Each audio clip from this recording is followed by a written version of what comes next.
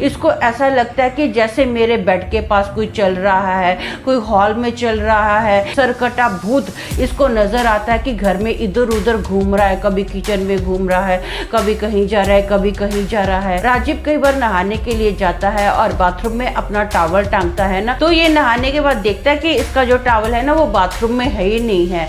कई बार क्या होता है, ये कपड़े इस्त्री करके ना आराम से अपना बेड पर रखता है ऑफिस जाने के लिए, और जब बाथरूम से बाहर आता है तो ये पाता है कि इसके जो कपड़े इस्त्री किए हुए थे ना बहुत ही ज़्यादा खराब हो जाते हैं, पूरे रिंकल्स ही रिंकल्स उसमें पड़ जाते हैं।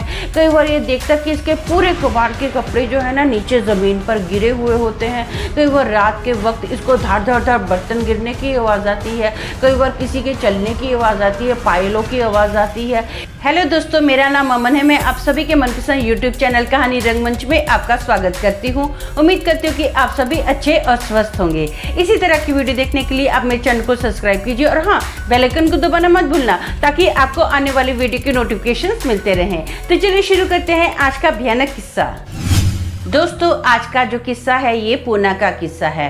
राजीव नाम का एक लड़का जिसकी उम्र 20 साल की है, ये ना वैसे तो नासिक से बिलोंग करता है लेकिन पूना में जॉब के सिलसिले में आता है।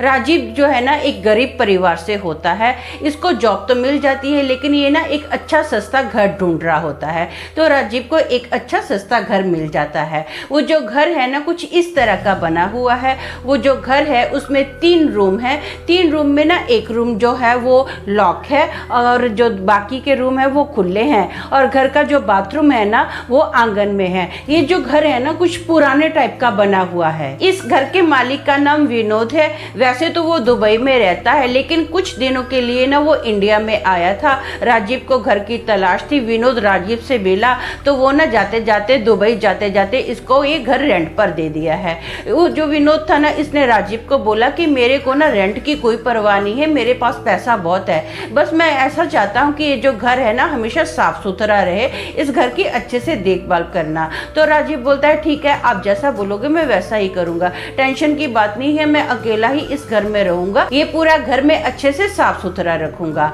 जो विनोद होता है वो तो दुबई चला जाता है, लेकिन राजीव के साथ ना इस घर में अजीब अजीब सी घटनाएं होनी स्टार्ट हो जाती हैं। रात का वक्त होता है, राजीव जब सोता है तो इसको बहुत ही बुरे बुरे सपने आते हैं। इसको ऐसा लगता है कि जैसे मेरे बेड के पास कोई चल रहा है, कोई हॉल में चल रहा है। कभी कभी इसको ऐसा दिखता है कि कोई सरकटा भूत इसको नजर आता है कि घर में इधर उधर घूम रहा है, कभी किचन में घूम रहा है, कभी कहीं जा रहा है, कभी कहीं जा रहा है। इसके रातों की नींद ना हराम हो जाती है, यहाँ तक कि इसका दिन का भी चैन छीना जाता है। राजीव कई बार नहाने के लिए जाता है और बाथरूम में अपना टॉवल टांगता है ना, तो ये नहाने के बाद देखता है कि इसका जो टॉवल है ना वो बाथरूम में है ही नहीं है।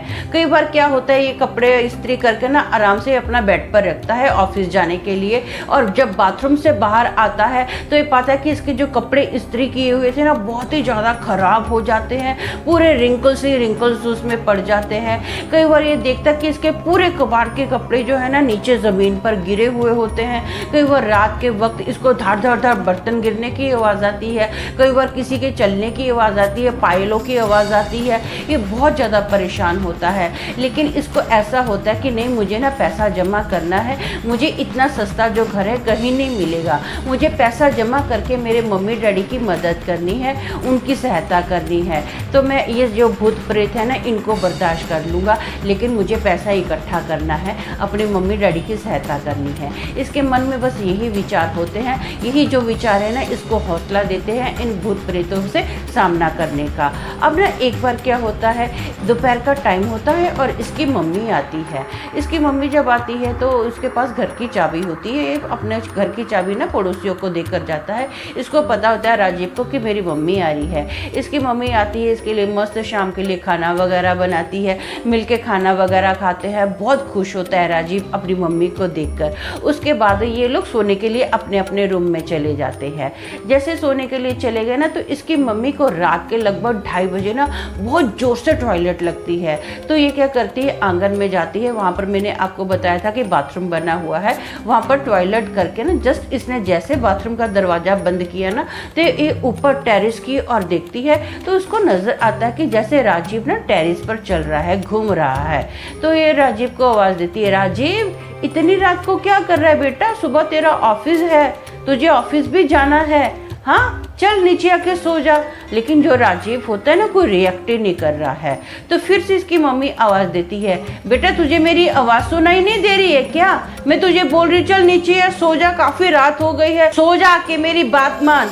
लेकिन जो राजीव है ना, फिर भी कोई रिएक्ट नहीं कर रहा है, बस इसकी ओर देख रहा है। तो इसको बड़ा अजीब लगता है। तो इसकी मम्मी सोचती है कि चलो ठीक है, कोई बात नहीं है, गर्मी है, लड़का घूम रहा है, घूमने तो उसको नींद नहीं आ रही होगी, यहाँ पर रूम में बहुत गर्म लग रहा होगा। तो इसकी मम्मी ना सोने के लिए अपने रूम में जा ही रही होती है, तो देखती है कि वो ना राजीव का जो दरवाज़ा है खुला है रूम का, और राजीव आराम से अपने बेड पर सो रहा है।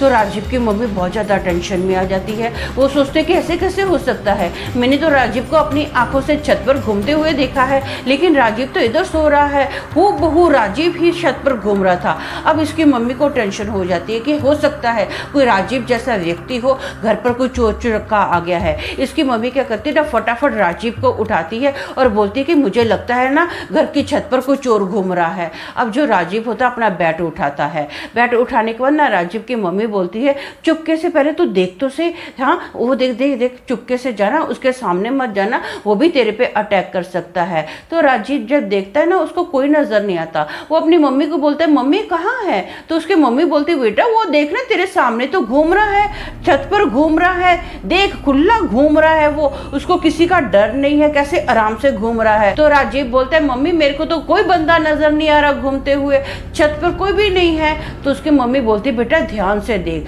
तो राजीव बोलता है, ठीक है मम्मी आप टेंशन मत लो, मेरे हाथ में बैट है, मैं ना ऐसा करता हूँ, अपना सीढ़ियों से जाता हूँ और देखता हूँ, धीरे धीरे सीढ़ियों से जाऊंगा कौन छत पर है। ये ऐसा ही करता है, धीरे धीरे से सीढ़ियों पे कदम रखता है और धीरे से ना छत पर जाता है।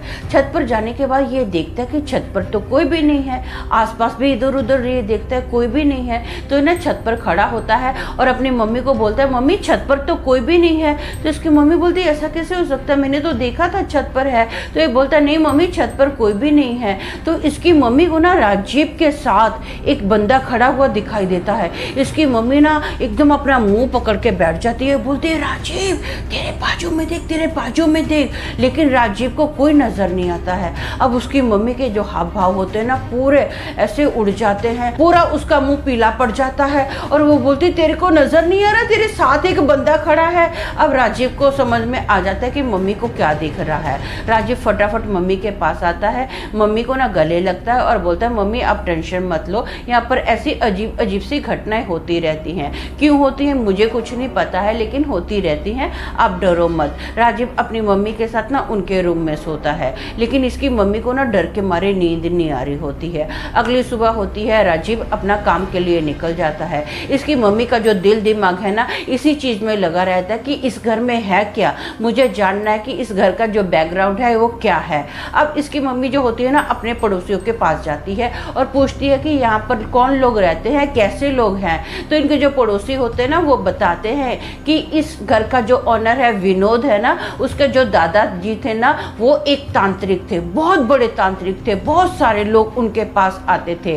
विनोद के दादाजी ने ना एक दुष्ट आत्मा को अपने अंडर में किया हुआ था, उसने दुष्ट आत्मा को कैद करके रखा हुआ था, अपने कब्जे में रखा हुआ था। उस दुष्ट आत्मा से जो भी काम करने के लिए बोला जाता था ना, वो दुष्ट आत्मा वो काम करती थी। लेकिन वो दुष्ट आत्मा ना कोई बलि लेती थी। धीरे धीरे उसकी जो डिमांड थी ना, बढ़ती गई बढ़ती गई बढ़ती गई और फाइनली उसने एक दिन जिद ठानी कि मुझे किसी आदमी की बलि चाहिए। जो तांत्रिक था उसने साफ मना कर दिया कि मैं तुझे किसी आदमी की बलि नहीं दूंगा। तो वो दुष्ट आत्मा ना तांत्रिक के खिलाफ होगी और धीरे धीरे उसने ना तांत्रिक के हर एक सदस्य को मारना स्टार्ट कर दिया। इसके परिवार में जितने भी बच्चे थे, औरतें थे, बुजुर्ग थे, सबको मारना स्टार्ट कर दिया, यहाँ तक कि तांत्रिक भी मर गया। फाइनली सिर्फ एक विनोद बचा था। जो विनोद था ना, वो दुबई में शिफ्ट हो गया। दुबई में काफ़ी साल ये रहा, लेकिन कुछ ही महीने पहले ये ना वहाँ से आया। विनोद आया तो पढ़ा लिखा था, बड़ा हो गया था। तो विनोद ने सोचा कि मैं ऐसा करता हूँ, जो तांत्रिक का दादाजी का रूम है ना, मैं इसको खोल देता हूँ। ये जो रूम था ना, काफ़ी साल तक लॉक रहा था। जो विनोद था उसने ना वो रूम खुलवा दिया। जैसे ये रूम खुला गया ना, तो अब इस घर में अजीब अजीब सी सी आवाज़ें रात को सबको सुनाई देती हैं। यहाँ तक कि विनोद ने तो एक बार ये भी कहा था कि उसको ऐसा लगता है कि जैसे कोई उसके गले पर बैठा हुआ है। 24 घंटे उसको अपनी गर्दन पर वजन महसूस होता है। उसको ऐसा लगता है कि कोई मेरी गर्दन पर बैठा है। विनोद ने सोच लिया था कि मैं अब वापस इंडिया नहीं आऊँगा। उसने घर बेचने की भी काफ़ी ट्राई की, लेकिन ये घर कोई नहीं खरीद रहा है। तो फाइनली उसने क्या किया, राजीव को ये घर रेंट पर दे दिया और खुद अपना दुबई चला गया। जब ना राजीव की मम्मी ये बात सुनती है तो बहुत ही ज़्यादा टेंशन में आ जाती है।